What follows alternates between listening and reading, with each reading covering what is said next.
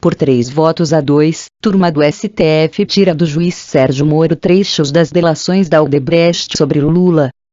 Com a decisão, processos do sítio de Atibaia e do Instituto Lula seguem com o juiz Sérgio Moro, mas ele não poderá utilizar informações prestadas por delatores da construtora. Com o voto de desempate do ministro Gilmar Mendes, a segunda turma do Supremo Tribunal Federal, STF, decidiu por 3 votos a 2 retirar do juiz Sérgio Moro, do Paraná, e transferir para a Justiça Federal em São Paulo, trechos da delação de ex-executivos da construtora Odebrecht que envolvem ex-presidente Luiz Inácio Lula da Silva. A maioria dos ministros considerou que as informações dadas pelos delatores da Odebrecht sobre o sítio de Atibaia e sobre o Instituto Lula não têm relação com a Petrobras e, portanto, com a Operação Lava Jato. Por isso, os ministros entenderam que não há razão para os depoimentos dos delatores serem direcionados a Moro, que é o responsável pela Lava Jato na primeira instância da Justiça Federal. Os processos em andamento sobre esses temas, no entanto, não saem das mãos de Moro. Isso porque a segunda turma do STF julgou nesta terça-feira somente o pedido específico da própria defesa de Lula sobre as delações da Odebrecht e não um pedido para retirar da Justiça Federal do Paraná os processos aos quais responde o ex-presidente. Moro não quis se pronunciar sobre a decisão.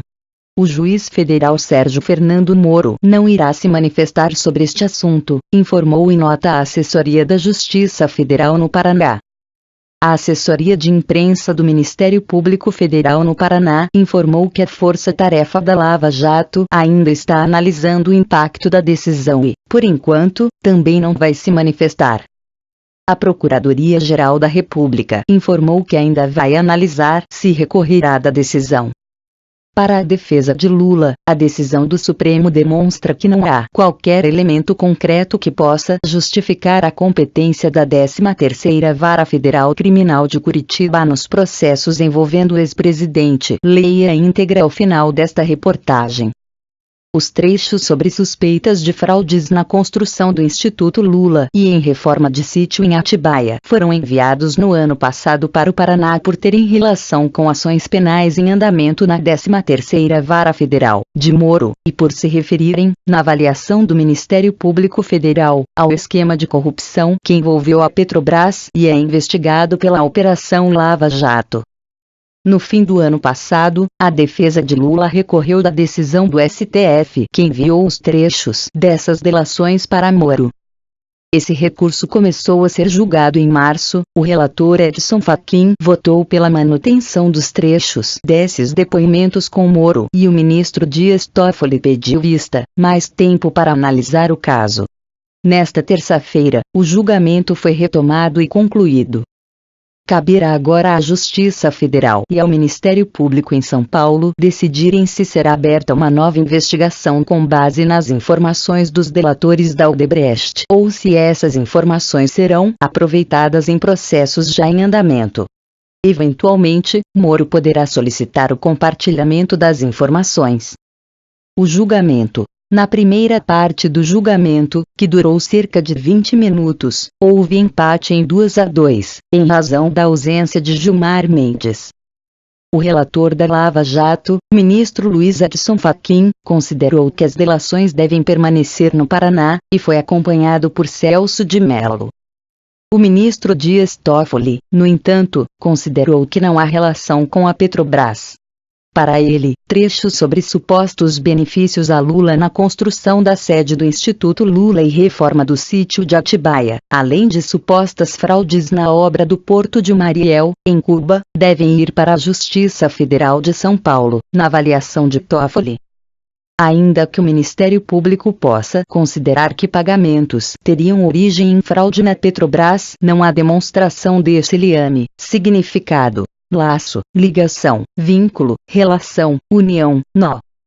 Nos autos, disse Toffoli. O ministro Ricardo Lewandowski concordou com Toffoli. Na segunda parte, Gilmar Mendes votou sobre o tema e acompanhou os colegas Toffoli e Lewandowski. Voto por colher os embargos para determinar a remessa dos termos de colaboração e seus elementos de corroboração à Seção Judiciária de São Paulo. Com as vênias de estilo, disse o ministro.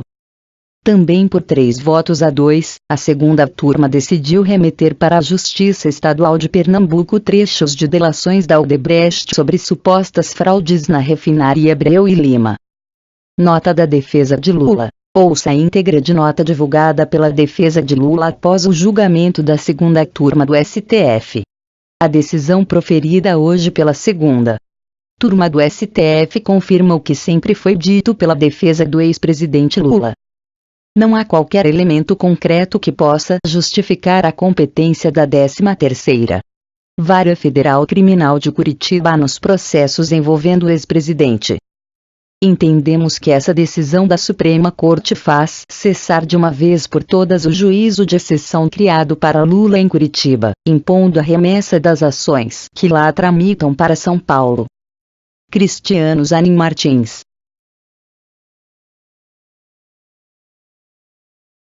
MPF. Lula simplesmente não é e nem pode ser candidato. Em parecer apresentado ao TRF4, Tribunal Regional Federal da 4ª Região, o MPF, Ministério Público Federal, reafirmou que considera o ex-presidente Luiz Inácio Lula da Silva, PT, inelegível. A manifestação foi feita na segunda-feira, 13, dentro de ação em que o fotógrafo Ricardo Stuckert, que acompanha Lula há 16 anos, pediu para entrar na Superintendência da PF, Polícia Federal, em Curitiba e fazer registros fotográficos em vídeo do petista, além de entrevistá-lo.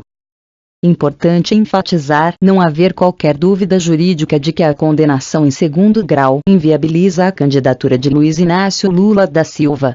Então, ele simplesmente não é, e nem pode ser, candidato, escreveu o procurador regional Maurício Gotardo Gerum no parecer. O procurador pontua que Lula encontra-se cumprindo pena provisória em regime fechado, cerceado de sua liberdade e de todos os direitos que dela decorrem, como o de participar de um pleito eleitoral e dos consequentes atos de campanha. No parecer, Gerum diz que o direito de Lula ter contato com o mundo exterior vem sendo rigorosamente observado por meio das visitas de familiares, amigos e advogados, e também por meio de correspondência escrita, da leitura e de outros meios de comunicação que não comprometam moral e os bons costumes. Sobre entrevistas, o procurador afirma que o STJ, Superior Tribunal de Justiça, decidiu que a Lei de Execuções Penais não normatizou as hipóteses de comunicação do preso, dentre as quais não consta o direito de se entrevistar com jornalistas. O pedido foi elaborado pelo advogado Luiz Fernando Casagrande Pereira, que representa o fotógrafo na ação e é o responsável pelo registro da candidatura de Lula no TSE, Tribunal Superior Eleitoral. Casagrande Pereira dizia que a solicitação não fazia respeito à prática de atos de campanha, mas ao interesse público coletivo em ter conhecimento da situação do ex-presidente dentro do encarceramento.